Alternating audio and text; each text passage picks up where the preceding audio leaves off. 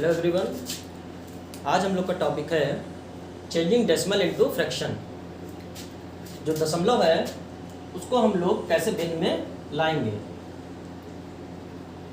दशमलव को भिन्न में बदलना। ठीक है, मान लेते हैं हम लोग कोई डेसिमल नंबर ले लेते हैं 0.4। ये हमारा दशमलव नंबर है, दशमलव संख्या है। तो इसको हम लोग भिन्न में फ्रैक्शन में कैसे लाएंगे। क्या करेंगे, 0.4 लिखकर लाइन खींचेंगे अपॉन की। अब हम लोग क्या करेंगे, ये जो पॉइंट है इसको हटाएंगे, ठीक है, और नीचे जीरो लगाएंगे। नीचे कितने जीरो लगेंगे, यहाँ पर दशमलव के बाद एक संख्या है, ठीक है, यहाँ पे दशमलव के बाद एक संख्या है तो एक ही जीरो नीचे लगेगा। और यहाँ पे 1 एज इट इज हम लोग उतारेंगे, 1 अपने आप ही उतारेंगे, 1 हमेशा ही लगेगा ये, ठीक है। तो ये हमारा नंबर हो गया 4/10, ठीक है। मान लीजिए अगर 0.362 कुछ भी होता, ठीक है, और यहाँ से पॉइंट हटाते, ठीक, तो हम लोगों का यहाँ पे 3 जीरो लगता, क्योंकि यहाँ पे कितने नंबर है पॉइंट के बाद 1 2 3, तो यहाँ पे 3 जीरो लगेंगे और 1 अपने आप आ जाएगा। ये 1 ऑटोमेटिकली यहाँ पे पहले से ही लिखा होता है, इसको लिखते हैं। पर ये क्यों होता है 1? क्योंकि अगर कोई भी नंबर होता है, हमें पता है कि कोई भी नंबर है वो परमेय संख्या होता है, वो भिन्न के रूप में होता है। भिन्न के रूप में क्या मतलब होता है कि 3 है, 3 के नीचे कौन सा नंबर है, 1, ठीक है। अब आप लोग सोच रहे होंगे कि अगर 3 है, 3 के नीचे कोई नंबर नहीं है तो यहाँ पे 0 होगा। नहीं, 3 के नीचे अगर 0 होगा तो इसका आंसर क्या आएगा, इसका आंसर इनफाइनाइट आएगा, अनंत, ठीक है। और अगर 0 ऊपर है और कोई नंबर नीचे है तो कितना आएगा, 0 आएगा। कैसे, 1 इस तरफ लिखते हैं, ठीक है, और जो 0 है वो अंदर डिविडेंड की तरफ लिखते हैं। ये डिवीजर है, ये डिविडेंड है, ठीक। तो 1 0 ज़ा 0 कैंसिल, ठीक है। तो जो 1 है वो नीचे होता है और 0 अगर इसमें है, डिवाइड कर रहे हैं अगर 0 को, तो ये 0 बार जा रहा है, तो इसका आंसर तो 0 आ रहा है, लेकिन हमारे पास क्या है 3। तो इसका मतलब यहाँ पे नीचे क्या होना चाहिए था 1 और ऊपर 3 है, तो 1 3 ज़ा 3 कैंसिल। तो देखिए 3 देखिए आ गया। तो जो नंबर खाली नंबर होता है, जिसे पूर्ण संख्या कहते हैं, अगर उसके नीचे कोई नंबर नहीं है तो उसे उसके नीचे हम लोग डिनोमिनेटर में हर में 1 मानते हैं, ठीक है। तो यहां तक आप लोग को समझ में आया।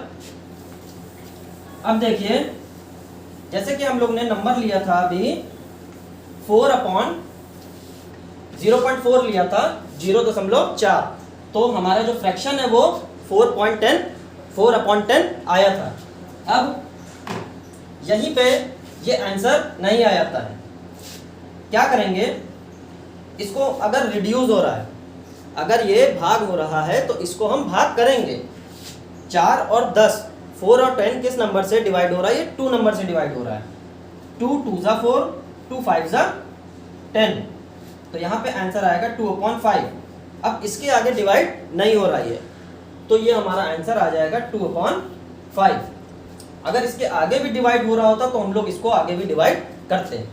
अब इसी तरीके से हम लोग दूसरा एग्जाम्पल लेते हैं। मान लेते हैं, ये तो अभी हम लोगों ने 0 के बाद 1 अंक लिया था।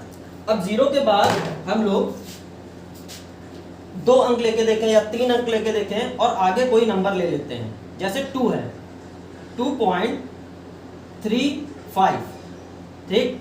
अब क्या करेंगे, सेम वही प्रोसेस जो रूल बताया था।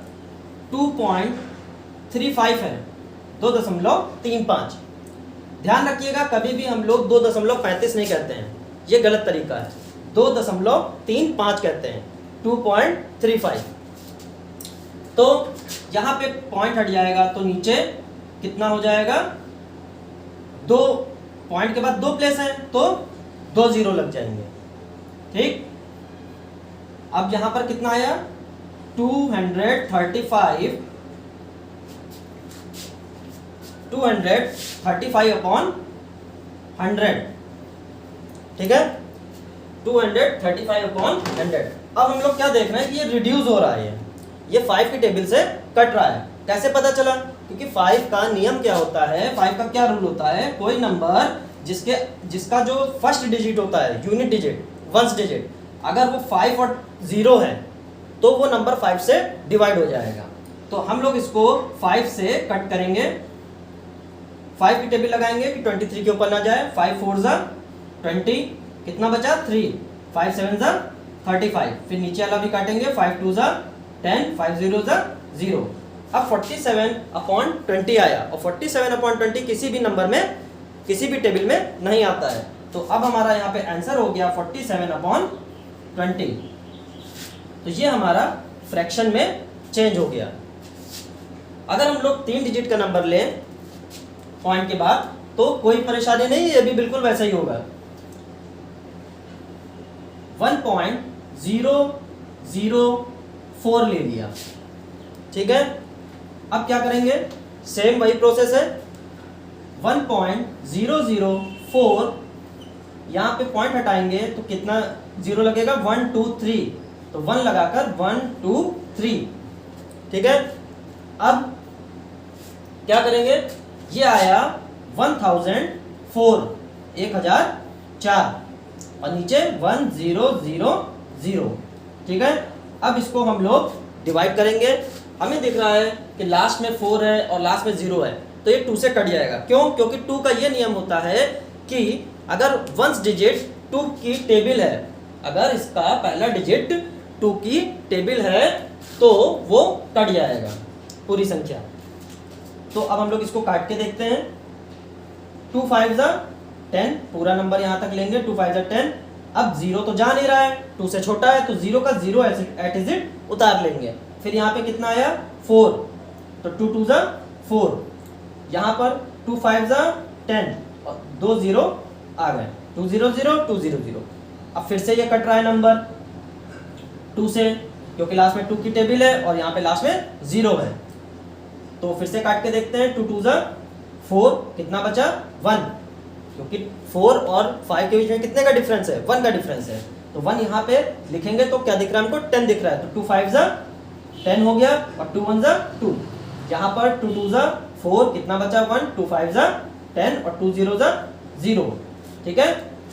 तो अब हमारा 251 अपॉन 250 आया। इसमें अब ये 2 से नहीं कट रहा है, ठीक है। क्यों? क्योंकि लास्ट में इसमें 1 है, 2 की टेबल है नहीं, इसमें है 0, पर ऊपर वाला भी अगर 2 से डिवाइड होता तब हम दोनों को काटते हैं, न्यूमरेटर और डिनोमिनेटर को।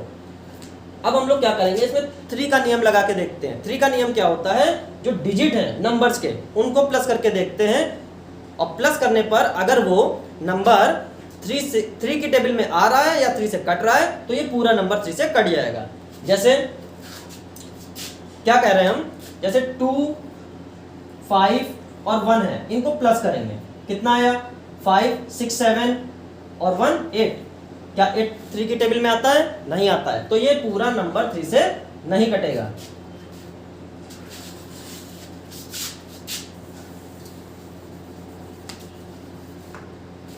तो हमारा यहाँ पे क्या आंसर आ गया, 251 अपॉन 250। अगर ये फर्दर और आगे टेबल से कट रहा होगा तो इसको हम काटेंगे, ठीक है। ये मैंने आपको एक एग्जांपल बताया कि इस तरीके से ये सम्स लगते हैं, और अगर ये और किसी टेबल से कट रहे हैं दोनों तो उसको हम लोग काट लेंगे। तो तब तक काटते हैं जब तक कि ये बिल्कुल रिड्यूस ना हो जाए और किसी टेबल से ना कटे। तो यहाँ पे ये हमारा आंसर आ जाएगा, और अगर ये आगे कट रहा है तो काटेंगे इसको और भी टेबल से। तो आज हम लोग ने चेंजिंग डेसिमल इनटू फ्रैक्शन पढ़ा। तो आपको अगर इसमें कुछ भी समझ में नहीं आया तो नीचे कमेंट बॉक्स में आप अपना क्वेरी लिख सकते हैं। So thank you. और आप चैनल ज़्यादा से ज़्यादा लाइक करिए, सब्सक्राइब करिए और शेयर करिए, जिसमें कि और भी लोग इस तरीके के सवाल को देख सकें। Thank you.